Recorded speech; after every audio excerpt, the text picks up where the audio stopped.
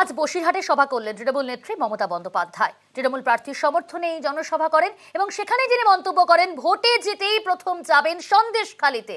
বসিরহাটের সভা থেকে ঘোষণা মমতা বন্দ্যোপাধ্যায়ের। এবং একই সঙ্গে আমরা জানি যে আজ বেশ কিছু মন্তব্য তিনি করেছেন এবং বিজেপিকে নিশানা করেছেন মমতা বন্দ্যোপাধ্যায়।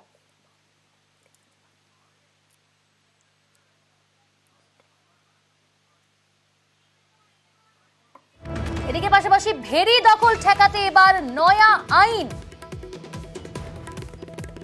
বসিরহাটের সভায় বেনজির ঘোষণা মুখ্যমন্ত্রী মমতা বন্দ্যোপাধ্যায়। আজকের এই জনসভা থেকেই তিনি একাধিক ঘোষণা করেছেন এবং মন্তব্যও করেছেন। ভেরি দখল ঠেকাতে সরকারি পদক্ষেপের আশ্বাস দিয়েছেন তিনি।